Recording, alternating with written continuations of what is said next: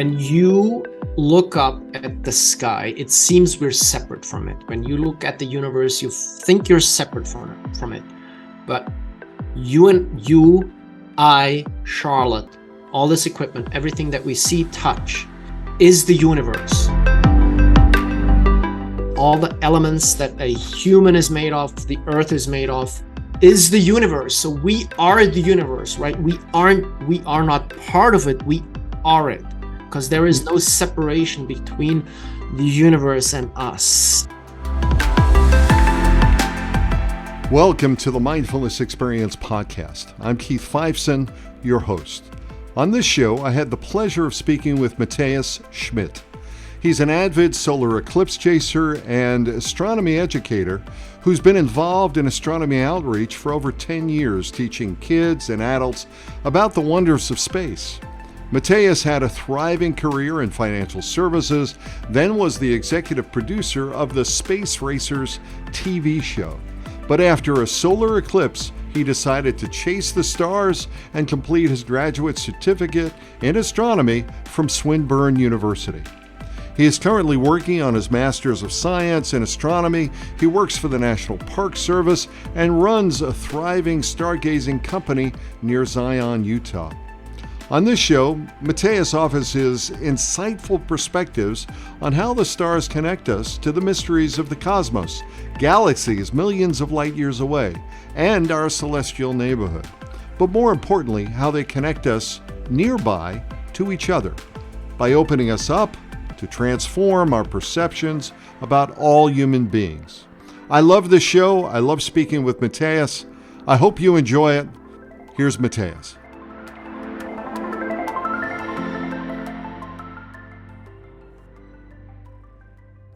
Hey, Matthias Schmitt, what is happening? What is going on, man? The heavens just opened and it was just pouring down. And now the sun is shining, which is a great analogy about life itself, that there is a constant change of your environments and the conditions that you create and how to interpret your karma, right? How to view what is going on from your the lens that has been covered by all this soot from previous lives. So. Oh my God! Oh my goodness! Wow! Like you just dropped a whole bunch of wisdom and knowledge on us, Matthias. Come on, seriously. Seriously, that's like super heavy. So where do you get this sort of view of cosmology from? Where does that come from? Like, I'm so interested. Let me just back up. I'm so interested in your story. You have such a great story. And, when I look at where you've been and where you came from and what you're doing and where you are, I've been privy and I've been blessed by being involved in one of your Stargazing Zion tours, which has been fantastic. Charlotte, my wife, and I, went on your tour, and I know you from inside and outside of that tour. So what I'm really interested is, tell me who you are and how did you get to, what's the arc of your story and how you got to do these tours and your work in stargazing as an astronomer and as somebody who is studying the cosmological framework of life in the universe. There was one pivotal moment. There were plenty of pivotal moments in my life, but one that really changed the trajectory to a different orbit, no pun intended, which was August 27, 2017 in Oregon. I saw a total solar eclipse. And 2011. Wow. 2017, sorry. 17, okay. August 21st, 2017, which was the last total solar eclipse in the United States. There will be another one April 8, 2024. But back then I was living in New York and working in New York for a kids TV show, and I went to Oregon to do like a little outreach event at a local high school to talk about the science behind the eclipse. And I have seen partial solar eclipses before, but this was my first total solar eclipse. And we were standing in the middle of nowhere in Oregon, and you look towards the horizon, and it looks like a gigantic thunderstorm is approaching. It is getting dark, but the sky is clear. There are no clouds in the sky. And all of a sudden, this was the progression of the moon's disk moving in front of the sun, and all of a sudden it is dark, and all you can see is this black hole in the sky where the sun was just a moment ago. Now wait a second. Is this the same solar eclipse that we remember Trump looking up at with the was that like back? Yes. That was the one where he actually did look at you're not supposed to look at the sun, but he looked at the sun, right? You're not supposed to look at the sun without proper solar filters during the partial phase. Right, and, okay. There is a very thin path, which is called the path of totality, which is about 60 miles wide, 50, 60 miles wide, where you experience totality. The other locations, you only experience a partial totality, which can be up to 99%, where a small sliver of the sun still peeks out, but you get the full effect. You want to be in the path of totality. And in Washington DC, in the capital, there was I think an 80% totality. So yes, you're not supposed to look at the sun without proper solar filters. So there was all of a sudden a black hole in the middle of the sky, and my brain was just, my left and my right side of the brain did not communicate well, and my primal part of the brain was just wanted to run away and was totally afraid and in fear. And there was a little girl next to me, a teenager, that was jumping up and down. It is happening, and totally excited. And I was looking at what's going on, and I thought, this is amazing. I have never seen anything like this. And during the total phase, you see the sun's corona, which is its very faint atmosphere. It's like a ghostly apparition, a veil that surrounds the sun. And then this lasted 2 minutes, and then the moon moves away, and then you have a partial phase again. And I felt so invigorated, so transformed. It was, when people talk about a spiritual experience, this was one for me. So I got back to New York, because we're so tiny, right? In the big sea of the cosmic ocean, we are just floating on a little walnut dinghy, being just thrown up and down by these. Is it fair to say you had like an existential moment? I'm German. I have existential crises all the time. Not crisis. I said an existential moment. Yeah. Sorry. I have the. No. German, we can go into the German stuff a little. I know. I'm sorry. Just can't help it. So I came back to New York, and I thought, this is wonderful, because I, going back 30 years, when I was in school in Germany, I was in engineering school. I was. In physics major, and I went to university to study to become a physicist, but I was lacking the social maturity to survive and grind through challenging times in school. So 30 years later, I thought, this is amazing. I want to do science and astronomy. So and you had but you had like that was your OMG moment, right? Like oh my God, this is really unbelievable. I want to give my life over to that. But you had like suffered for many years. I believe you had this Wall Street job, and you were involved in some other things, right? I mean, that sounds like night and day. It doesn't sound like, it sounds like that wasn't cutting it for you, right? Night and day. So I was in finance in New York. And after another panic attack in 2010, I decided I had enough, and I wanted to do something fulfilling with my life. So, and during that time, because I had anxiety and panic attacks, I I signed up for this course at the Tibet House, Contemplative Science and the Art of Self-Healing, Right. managed by the Nalanda Institute. That's where we both went. So I know you Exactly. from there. Yeah. Exactly. That's where we met and where we both went and where we met. So I guess we're both dealing with, angst and existential angst now. That's where my angst was probably, why am I here? What is my life about? What's my purpose? What am I going to do between now and the point that I die? Yeah. How am I going to make meaning out of this? Yeah. Correct. Wonderfully put. So, and back then in like 2011, 2012, I was already on a different path than before. And this was an acceleration, what happened in 2017. This further propelled me. So I became active in the Astronomy Club in New York, which are wonderful people. And I started teaching at an after-school program in Harlem, Astronomy.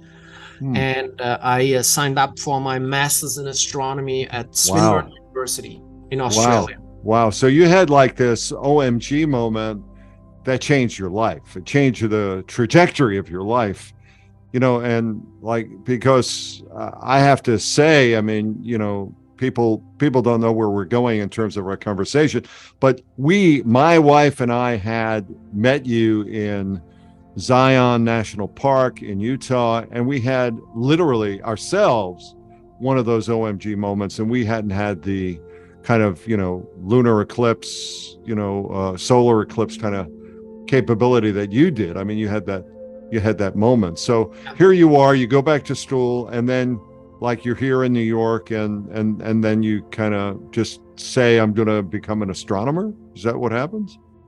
Yes, I was kind of on that path. And then in 2020, during the pandemic, I was in my shoebox apartment in New York, and we had a lockdown and a curfew, and I was trying to meditate. And when you have this fight, flight, freeze response, the amygdala hijacking, total hijacking, you're in your mental and physical prison. And I was asking myself, what do you want to do with your life? This is an opportunity. And right when I say opportunity, I had an apartment, I was able to pay my rent and so on. So this was more, not a physical opportunity, but it was more a mental opportunity. And I said to myself, I want to be out west. I want to be out in nature.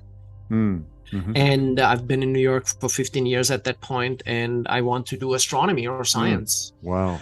So I started applying for jobs out west, teaching jobs, and the first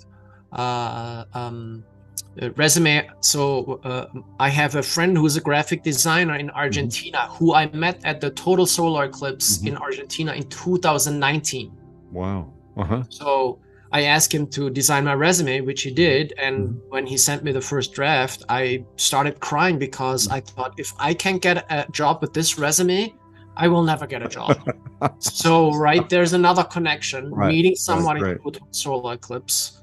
And I started applying for jobs, and there was a teaching job as a science teacher at a charter school in Arizona. And I applied on Monday. Tuesday, they called me back. Wednesday, I had a Zoom interview. Thursday, they offered me the job. Wow. And I thought, this was during the pandemic when we had, 20, 30 million unemployed people, or however many they were, don't quote me on that number. And I thought, okay, I don't want to necessarily teach biology to high schoolers. I want to do, I would do physics or astronomy because I wanted to accelerate my master's. So I said, thank you. And then a few weeks later, I saw this job at a national park in Utah as a dark skies coordinator, which is basically doing astronomy outreach and night sky programs. And I applied for the job, and they offered me the job, and I said, okay, I'll come out. And my boss said, Matthias, we thought you're crazy enough to move from New York City to Cedar City, Cedar City is like not even a block in terms of population. We should give you a chance. So, and I packed everything up, got a moving company, and bought a car and drove out west. Amazing, amazing. That's absolutely amazing.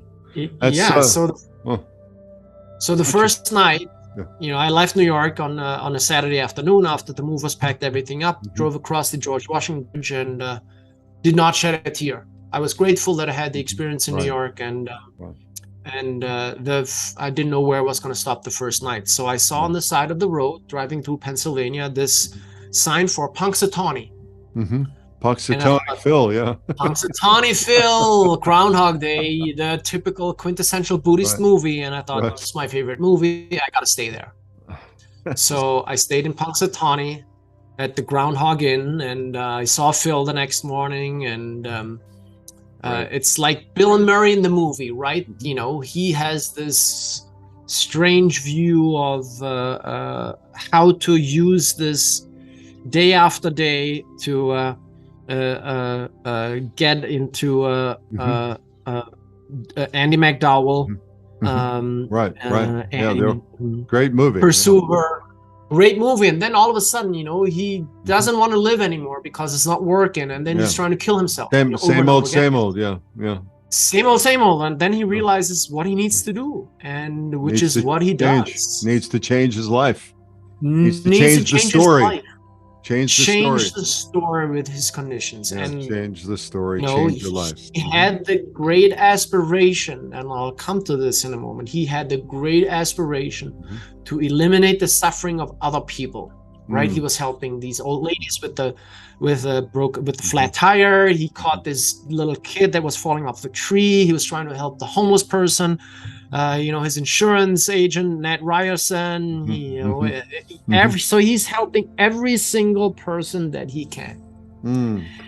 And which is essentially the great aspiration of the Bodhisattva. And a few weeks ago, when you take the Bodhisattva vow, and a few weeks ago, because I have the great aspiration, and a few weeks ago I realized it's too much. I have to start smaller. I have to start with the small aspiration to eliminate my own suffering, which might take several more lifetimes, even though I tell myself I would like this to be my last rebirth. So I have to realize, because I'm an ambitious person, right? I have a tendency to be impatient. I want to be there for other people and do good. Okay, wait. Let's back the truck up. Back the truck up. Back the truck. Beep, beep, beep, beep, beep, beep, beep.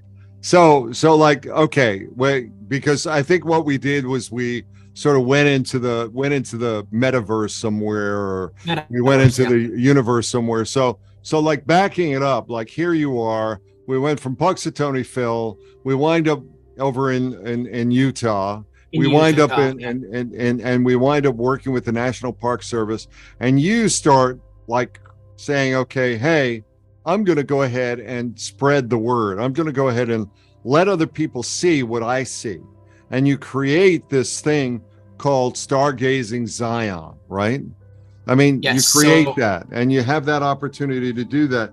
So, what inspired you to start with Stargazing Zion? Was it just the idea that I'm going to spread the word and I'm going to go ahead and give this to other people? Was it financial, or was it all the above, or was it kind of like, you just sort of said, hey, let's get this thing going? It's the people you meet, which seem to be by chance, that open doors to things that you could not have imagined. So last summer, through the local astronomy club in St. George, I met Adam, who does a tubing business in Zion, where he and his girlfriend Hannah have a tubing business, and you get on these tubes and you float down the Virgin River. And Adam reached out and was looking for an astronomy outreach person, and I talked to him. I met him, and he had this idea to do a stargazing business, in close to Zion in Virgin, and I love the idea, and because Zion National Park is an international dark sky location, and most people in the United States have never seen the Milky Way, and Zion gets a lot of visitors every year, and it is what I love to do, to talk about the stars, the night sky, the universe. So I met Adam and Hannah, wonderful people, and we worked the whole summer to set up a program, the location, the equipment, the front end of the business, the booking system, the marketing. They are excellent marketing and operational people, and we developed a program, a 2-hour program, and showed it to some friends and got some feedback from them, and then we started. That was last man, fall. it's so great. I mean, it's really like it's like it's the difference between, you know, getting into an old used car where somebody says, hey, look at that star, versus getting into a Rolls Royce kind of program. I mean, if I hate to materialize it, so forgive me, but you know, it's just such, you're so upscale, you're just sort of do it right. It's so first class and so really nice. You've got these wonderful bean bags in the field. You use these low lights. You've got even coffee and cocoa. I love that. You know, it was elegant. It was very, and then, you know, like on top of it all, you've got these incredibly powerful telescopes that look at the night sky, and you set them up so that, you know, they're programmable. And, you know, Charlotte and I love seeing Jupiter, the rings of Saturn, the Milky Way. You bring them through, and then you got these great lasers. You know, it was like, you know, seriously, it's like having a being in a spaceship without having to go anywhere. You know, it was amazing. It was absolutely amazing. You know.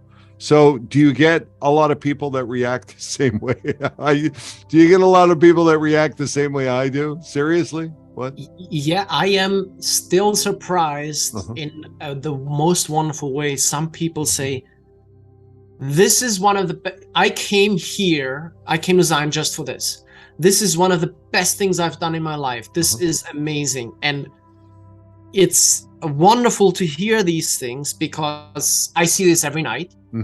And when people react that way and connect with the universe, which is always there, and have kind of a great experience and come away with a sense of wonder about what they experienced, what they have seen, that is awesome. That's why I do this for myself, because I love what I do, but I want to share this with other people, and that people come away with this experience. This response is absolutely awesome. So I want to ask you a question around that, because, you know, it's like, it's like an OMG moment.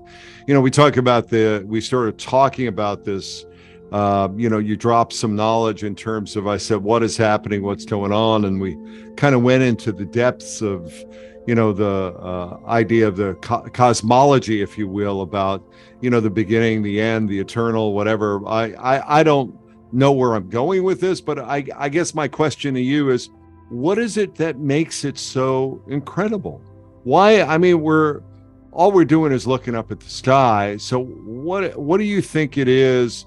Maybe, and you know, it's I asked you that not on a surface level, but I'm wondering, because you're a pretty deep guy, and you've got some, you know, you're a spiritual guy, and I understand that. So I want to hear, maybe from a Buddhist perspective or from a Shunyata viewpoint or whatever it is, like, what is it? And maybe people don't understand what Shunyata is, but tell me what you think it is. It's an excellent question, Keith, and I think, and I feel, there are two levels going on there.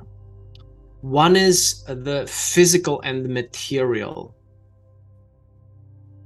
element, where when you look up at the sky, it seems we're separate from it. When you look at the universe, you think you're separate from it. But you, I, Charlotte, all this equipment, everything that we see, touch, is the universe. The elements that we are made of were forged in the cores of very massive stars and during supernova events and during the merger of neutron stars. So all the elements that a human is made of, the earth is made of, the heavy elements, I'm not going to go into science, but is the universe. So we are the universe, right? We are not part of it, we are it, because there is no separation between the universe and us. And when you look at all these stars, that there are planets around these stars. You look at galaxies. Galaxies are made up of billions of stars. You are looking, this is like a mirror, right? The universe is looking at itself through your eyes. So there is kind of the physical connection between the energy from the sun, for example, that is providing the heat, light, and energy for life to be sustained on our planet, the elements that we are made of.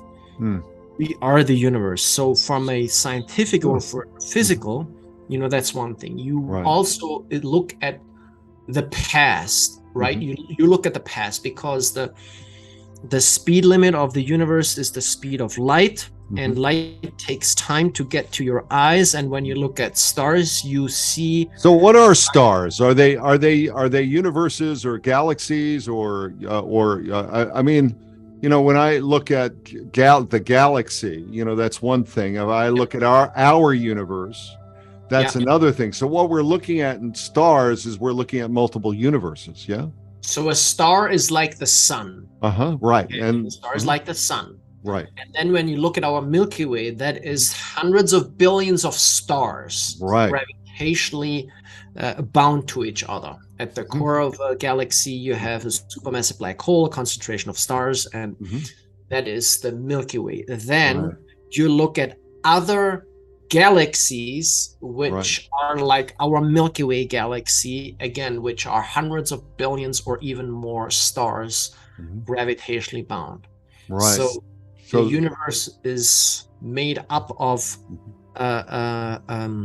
galaxies, which are made up of black holes, gas, dust, dark matter, stars, planets, asteroids, and so on. Got it. Our universe is the content of everything in it, including all the galaxies, including all now the dark energy, the dark matter. So our universe, the cosmos, is what we are able to observe with our eyes and telescopes. So there's different levels and hierarchies of structure. Universe is the biggest. The Greeks call it cosmos. It means order. And whether or not there are other universes out there, some people have this philosophical concept of multiverses. We don't know. Right.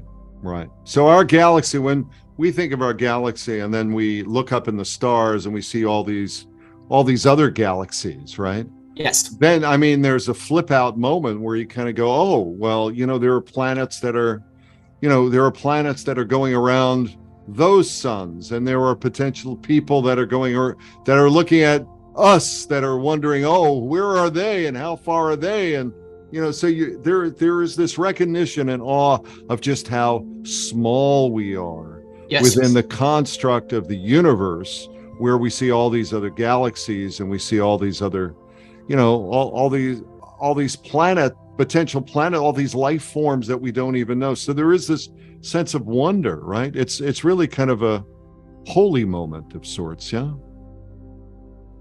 Yeah, it's feeling incredibly small, right? Tiny. You see how the vastness of the universe.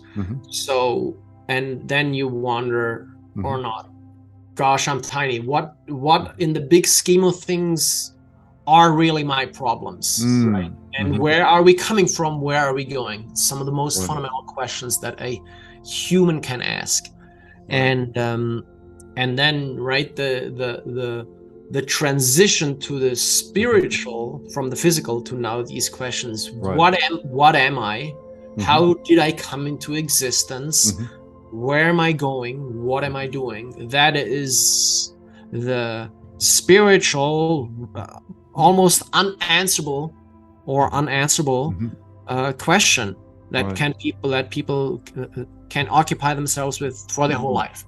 So it's like it's that sort of Ziggy Stardust moment. You know, we're made of oxygen, carbon, hydrogen, nitrogen, calcium, phosphorus, potassium, sulfur, sodium, chloride, magnesium, all of the stuff that's made of stardust, right? And we are stars ourselves. So it's that ability to kind of be transformed, and it really is.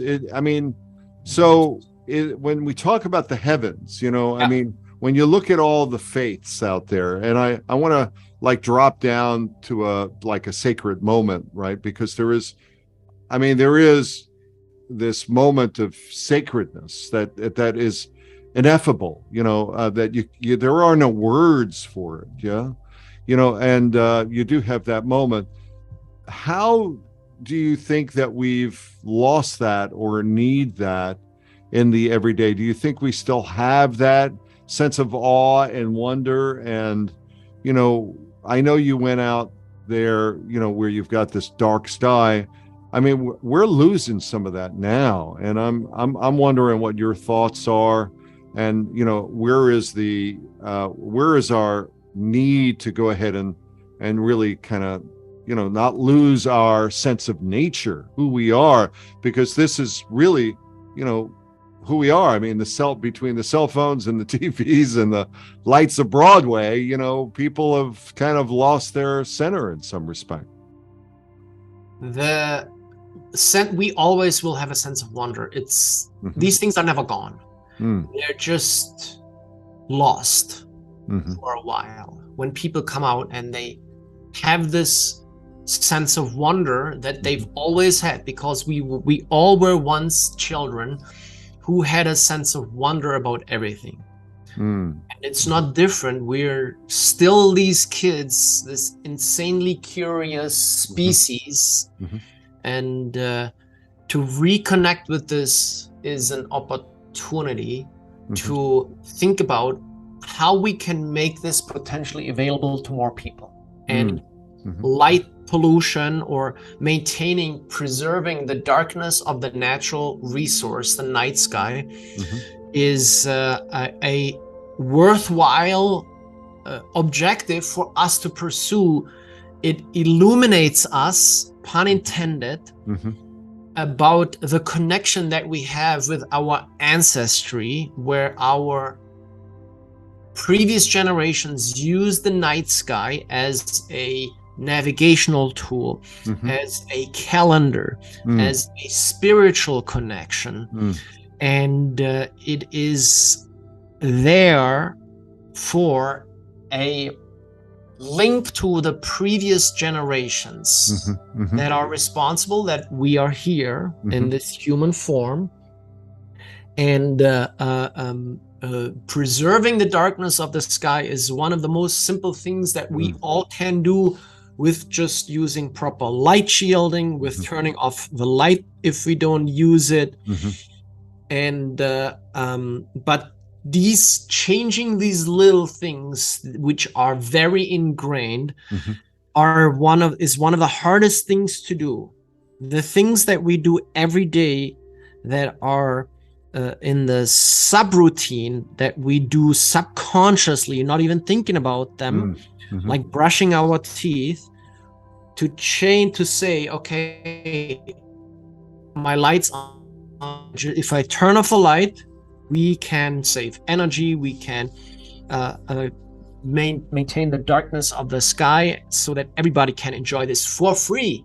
And that is one of the hardest things, to convince people, make them aware of a an issue, of a missing link to the night sky, where most people will say, why should I turn off my light, so that somebody else can see the night sky. I haven't seen the stars in forever. They're not there anymore, right? The stars are long gone. Right. Whatever Right. pseudo-scientific explanation you want to use. So our Western lifestyle, which has some great benefits, has also some side effects, including climate change, which are so incredibly hard to change. But the combined effects on a positive side can be so profound and so great. So it's fun. It's so funny, we talk about illumination. You talk about this ability to turn off our lights, which obviously illuminate our ability to go ahead and be out in the dark, to see our way around the dark, but at the same point hamper or darken our connection to really the light in the sky, or our connection to the universe or nature, or our ability to recognize that we are part of the whole, and that to me is that's huge. And I one of the things that has really changed for me is after going out to Utah and being a part of that, and you do this wonderful thing that I thought was just great, which really opens it up a lot, with the laser light, with the laser show, showing each one of the constellations, each one of the the constellation of I think we went through Sagittarius, and we went through Capricorn, and we really showed. And then you went and you did that. And for me, what changed was I came back, and there's almost no night that I don't go to bed, close to bed at night, and think about the stars that are out there and see them above, really transport myself above my bed, outside of the house, into the stars. And really, for me, that is my being out in the stars, that's my sacred sanctuary, that's my sacred place. Right? Great. And I think that was part of the epistemology, part of the ethos, part of the constructs of where we sort of started back in the day, really understanding, whether or not it's the Mesopotamian Empire or even before then, really understanding the night sky and astrology as sort of the, mythological constructs of really understanding how our days go, and how the as above, so below, as below, so above, and really understanding how we guide ourselves in the world. Do you have any thoughts about that in terms of, because there is a very big distinguishment, between astronomy and astrology. So I don't want to really get into the astrology of it, but I do want your thoughts in terms of the mythology of the stars and how they apply towards our everyday life, if you have any. Yeah. There's emptiness everywhere, since you mentioned Shunyata. And the sky is just a canvas, and it is up to us how we connect the dots, what it means to us. To different cultures, the night sky has a different meaning when they connect the dots, which are the stars, and make these patterns, shapes, animals, gods in the sky. And the universe has a profound effect on me, because some people ask me, what do you think about astrology and how do the stars affect you? And I say, the stars affect me in an incredibly profound way, because I feel this deep connection when I look at the stars. I don't look to the stars to tell me my future, but in a certain way, they are foretelling me my future. Except, they don't tell me what I should do today or tomorrow, what lottery numbers I should pick, or, when I should do what. But the mythology behind this is a reflection of the stories that our cultures like to tell each other and to their next generation, how the seasonal variations of the night sky affect the planting process, when you should rest, when you should when we should migrate Harvest. to different places, harvest. Right. Yes, thank you. So so this is a this is like the farmer's almanac. It's the farmer's almanac. Yeah, very, very helpful. Yeah. I mean, that's from a celestial viewpoint, really understanding the seasonal changes and understanding the way our planet rotates around the sun, and the way because our planet does rotate around the sun, right? The sun doesn't rotate around our planet. Yeah, right? The sun and the world is round; it's not flat, right? The world's round. The world's a sphere, no matter what the Flat Earth Society says. Where I've been banned for 10 times in the last 2 years, since I kept asking, has any of the social distancing pushed anyone off the edge yet? I love that. That's great. So the Earth orbits the sun. All the other planets orbit the sun, and the sun drags the solar system around the center of the Milky Way in 220 million years. So that is one galactic year. So the sun is basically in front of us, and it drags the planets like a corkscrew around the center of the Milky Way. So now what is this whole idea of a celestial year? What is it, 5,400 years to make a celestial year? Something like that, 5,400, because there is this whole construct of how we rotate around the Milky Way, sort of in a seasonal pattern every 22,000 years or something like that. What is that? Can you break that down for me? And if you're familiar with it? Yeah. So one galactic year is the solar system orbit around the center of the Milky Way galaxy. That takes about 220 million years. 220 million years. 220 million years, yes. Okay. Then we have, the 1 Earth year is the Earth's orbit around the sun to its 365. first point of Aries, right? So that's 365 days and a quarter day. For different planets, it's the farther out you go, the year is based in terms of Earth days is longer. And then we have what is called the precession of the equinoxes. Since our Earth is a sphere, there is a slight wobble in our rotational axis, which is North Pole through South Pole, and that is called the precession of the equinoxes, where the North Star essentially wanders in a circle, traces out a circle in about 26,000 years. Right, that's what it is. Yeah. So that's the precession of the equinoxes. So my current sun sign is the Capricorn. Onions essentially partitioned the constellations of the zodiac into 12 zodiacs. Each zodiac got 1/12 of the sky.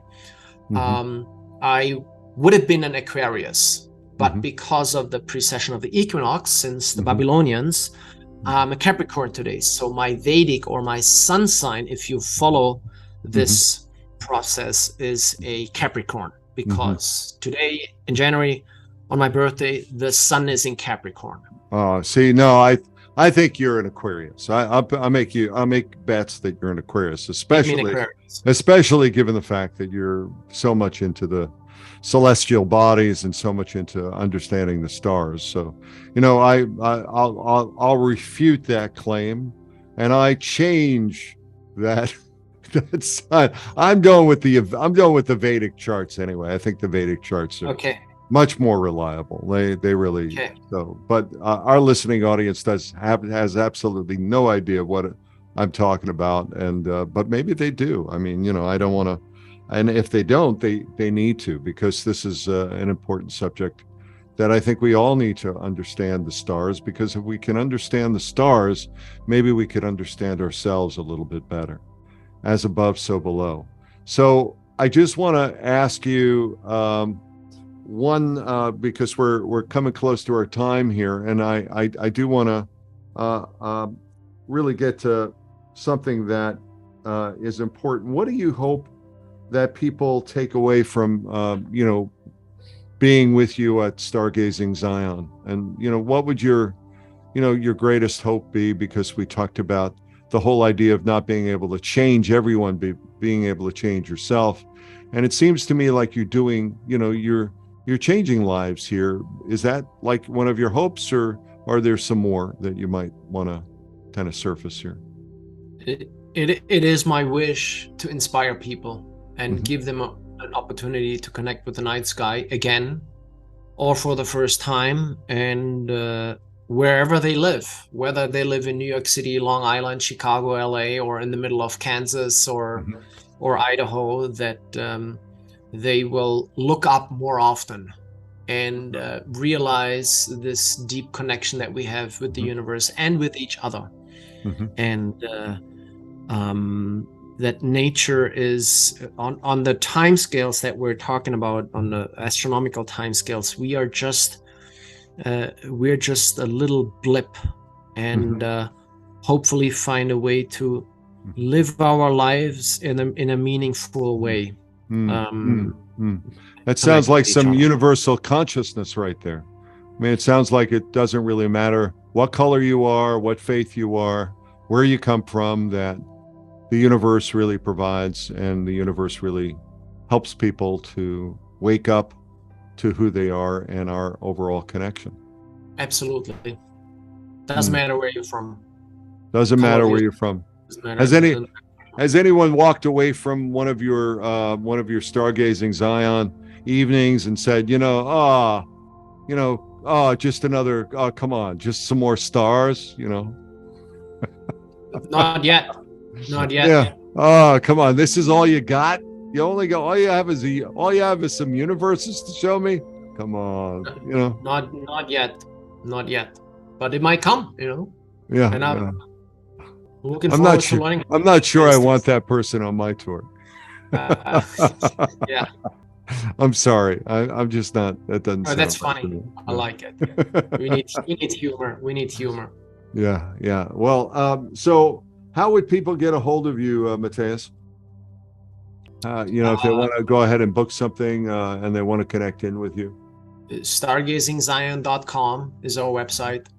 We'll hold tours at least through the middle of November. We're working on providing a great experience, even though it gets colder. When it's colder, the night sky since the air is more stable, it's actually crystal clear, but we'll provide heated vests for our guests when it's cold. So great. So, and you got these wonderful sort of bean bags, zero gravity. Yeah. Then you have blankets, and then you're like hot tea, hot chocolate. We'll take care of you. Oh, it's beautiful. It's a beautiful experience. And I definitely recommend it. If you haven't checked it out, or you're thinking about a life-changing experience, to go ahead and visit stargazingzion.com and link in with Matthais, who is just a sweet human being and very, very knowledgeable and very down to earth, even though he brings you into the night sky. So it's just a great experience. And I just, again, want to thank you so much for being on the show, Matthais. And, thank you so much for, really opening up the sky to us. It's great to connect with you and Charlotte, Keith, really. Yeah. It was so meaningful to me and made me so happy. Yeah. Thank you.